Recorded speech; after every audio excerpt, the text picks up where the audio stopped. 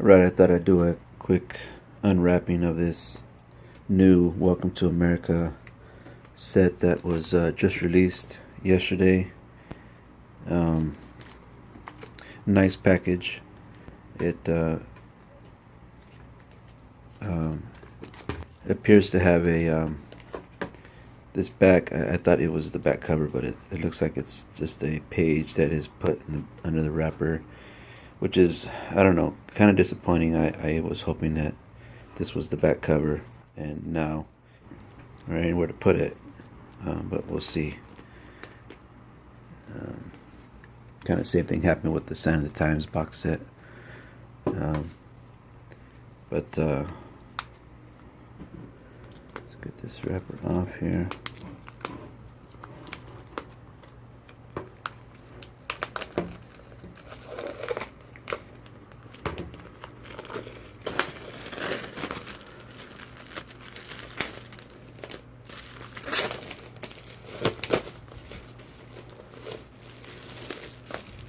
Yeah, and like as expected, this thing is not attached to the back cover, but has a nice picture here. It looks like they're lyrics. It's always better to have song titles like this on the back so you could quickly reference it, and it has both here, the Blu-ray and the CD and LP track listing. So we'll see if there's a spot where I can find for this.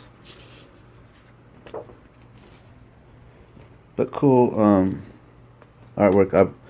I liked how in this time period he started showing off these instruments, which had all but disappeared after the early 90s. Well, at least he stopped using them. Sonny T would play this in the early 90s, but Prince stopped using them really after the Graffiti Bridge era. This one especially. So it was cool to see that he was taking photography with it. He used it not much during this tour, but he used this, I believe, in some kind of after show parties and stuff like that. Maybe a little bit live. He used the Model C a little bit too on some of the shows, I believe, but not much. I don't believe in the tour, especially those shows in LA. Okay, so here's that. So it opens up here like this, and some maybe lyrics from July 2010.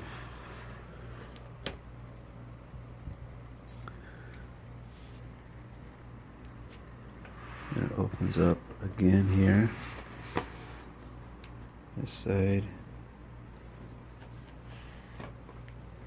It's a nice looking package.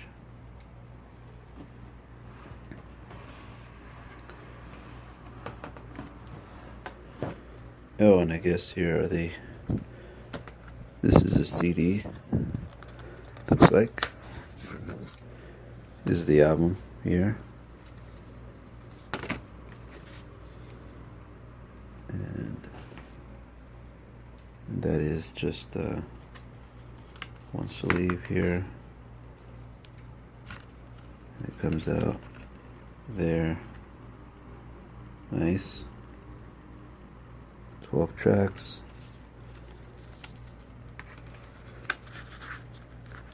And the DVD. This is the April 28th, 2011 show. You did 21 nights in LA. It actually wasn't exactly 21 nights at the Forum. I believe they started to. I'm not sure if it was due to the um, ticket sales or what, but I remember some of the shows ended up um, not being at the Forum. He did some smaller shows to make up those 21 nights. I'm not sure if he even finished the 21 nights, but I know that they weren't all at the Forum. This is I'm kind of doing it out of order here, but this is one of the records here. Nice. Feels like it's 180 grams. Pretty thick record. Oh, this is the one I heard that there was one of them that had a graphic on it, and I believe this is it's probably only 3 sides, I guess. Yeah, it's only 3 sides, so they didn't need that last side for the CDs, for the records, rather. Nice sleeve though there. Let's just put it here for now. Put it away later. And here's the first record here.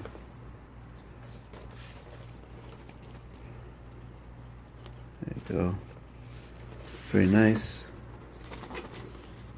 Excited that I was able to get both. It's a pretty good price for everything. $100 for the record and CD and DVD. That was pretty nice. Gotta fold this up. This is so big. Let's see what else is in here. There's one more sleeve that opens up here.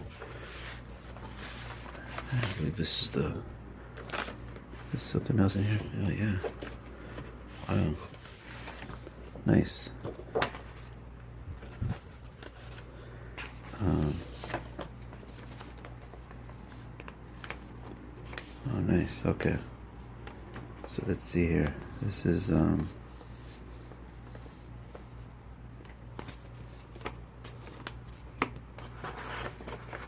bunch of goodies in here.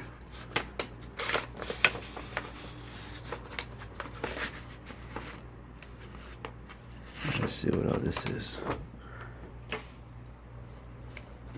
Let's start from the front here, then we'll get to the little stuff here. So this is this is just a nice thick cardboard. It's a nice picture there. Playing the gold-plated Fender Strat that he had made to give away, not give away, to auction off. And I remember he was bought by some race car driver for, I think, over $100,000, and I believe the proceeds went to charity or something like that. But it was a guitar that he had made just for this tour, and I'm not sure how much he played it. I don't remember him playing.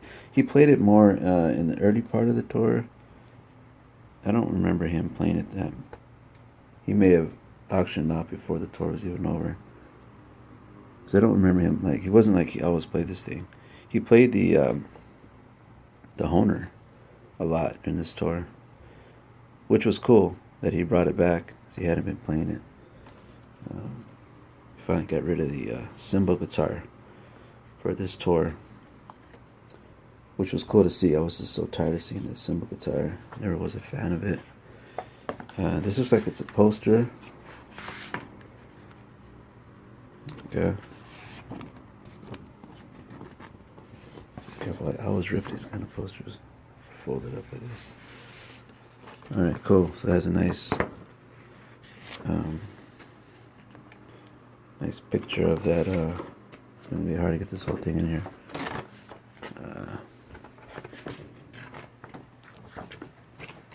Gonna have to slide it up so you can see the whole thing. That's a big poster. It has tons of folds in it, but I wanted to put that up. It's a cool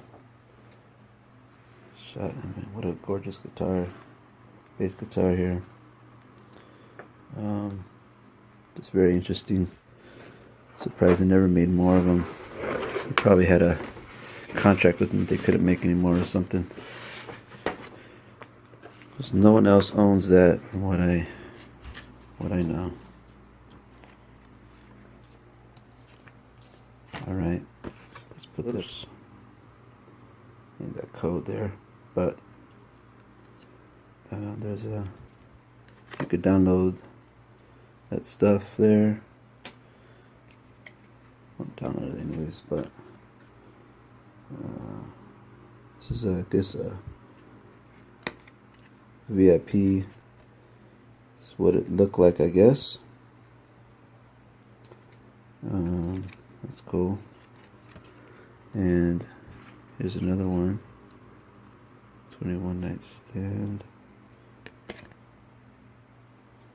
So these are VIP passes, or not necessarily, no, not VIP, but if like you worked on the tour, you'd have one of those around your neck. And not sure what this was. It's another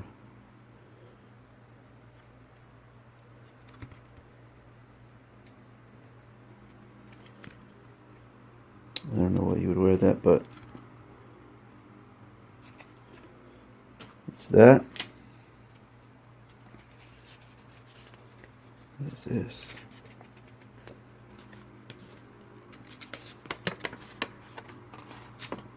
Oh, okay. More than this, there is nothing. So this is a what the set list was that night, I guess, of the DVD, and maybe this is a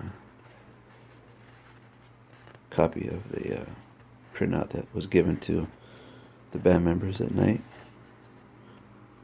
I'm guessing. It looks like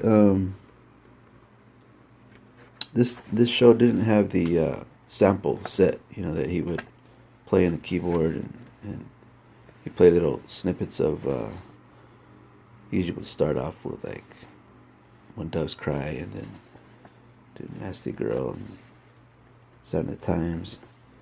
Doesn't look like this show had that. He did that a lot during this 21 Night Stand in LA. And let's see here. This is a ticket here. Page 1. This is the night that is on the DVD. Let me have. I knew this was in here, so I found my ticket. This is my ticket that I went to. Look at that date there. I saw him April 21st. So a few nights before this show here that's was recorded. So I guess it's pretty dang close. But yeah, I had forgotten that I had seen him that date. And it was a great show. Might as well save this. I had this ticket saved in a program that looked a lot like this, actually, for the 21 Nights in LA. There was a program made just for that 21 Night Stand. An interesting story that I'll tell you real quick is that I don't have that program anymore. I actually gave it to Wendy Melvoin. How that happened was that I used to work at the studio that she and Lisa are tenants of, this studio in Hollywood, and I would run into them once in a while in the parking lot, and so we would talk. They kind of realized pretty quickly that I was a big Prince fan, and they would talk. They were nice. I would try not to geek out too much in front of them, but anyways, after I went to the show, I was talking to the studio manager, um, and I said, "Hey," because there was a picture of Prince leaning up against a wall, and he had his hand up against the wall, and it's behind him is this huge picture of Wendy, and I had never seen that picture before, and and so I just was talking to the studio manager. Asked her what Wendy thought of that picture, and she knew nothing about it. Apparently, I guess the studio manager asked her, and she was completely surprised by it. And she asked me if I could bring the program in, so she could have a look at it.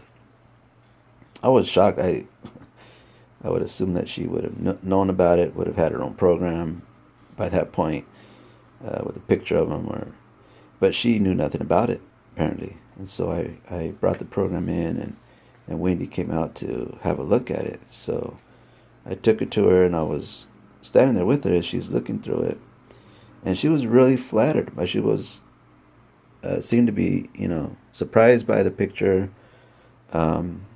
Didn't know much about it. Hadn't known about the picture and it being in the program.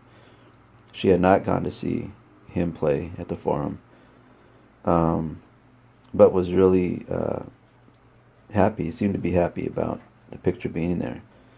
So I said, "So you don't have it?" And she goes, "No, I didn't know anything about it." So I said, "Hey, well, this is yours, and have it." She goes, "Really?" And so I gave it to her, and she was very happy about it.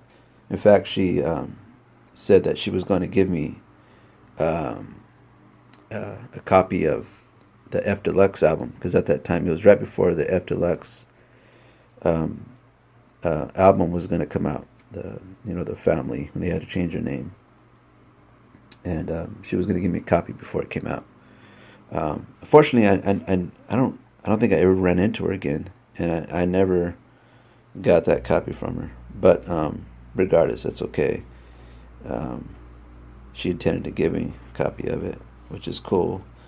But anyway, she was flattered by it, and happy that I gave it to her. So that's what I remember most about that.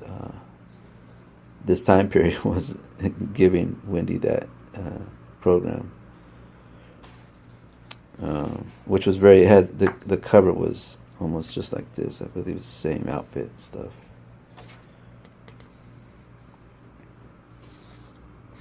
I've seen this photography in a magazine somewhere during that time period. That's kind of what he looked like a lot during that tour. I really liked his look during this time period. It was really the last. It was, the last time he had straight hair. I think by 2012 he started changing his hairstyle, and it started the afro. By 2013, the afro was coming out. I prefer the look during this time period and before, but I thought he looked really sharp during this tour. Wore a lot of gold and played the Honer a lot.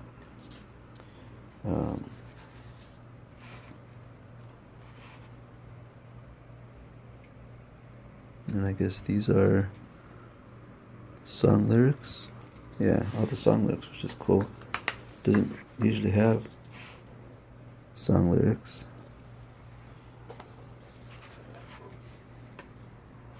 Madison Square Garden. During this time period, he started playing the Little Red Corvette. That's what this reminds me of.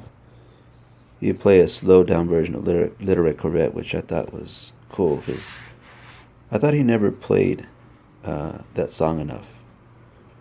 And he always played shortened versions of Little Red Corvette. For some reason, he never experimented with that song that much, especially compared to like Purple Rain and some of his other big hits. I always thought he kind of shortchanged Little Red Corvette in concert. But at this point, actually starting with when he played at Coachella, that was the first time I had heard of him. Long solos and stuff. But he started playing it that way. Added a lot of guitar, slow it down, because it's a great song. And I was glad that he finally gave it the spotlight as part of his career.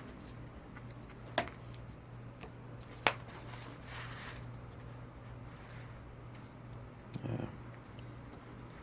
It's a great looking outfit, great photography.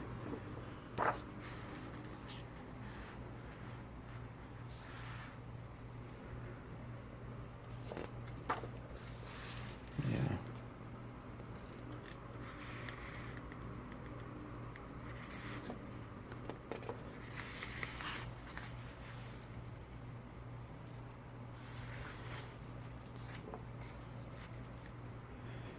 And that is it, I believe. That's everything that's in here.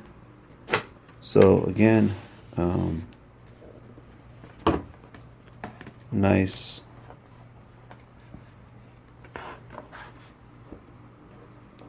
package here. And to figure out there's a way to somewhere to put this thing in here somewhere without messing it up. I guess it fits in there. Yeah, it'll fit in there, I guess. So that's cool. Anyways, I just thought I'd share that with you. And give you a preview in case you want to get one of your own.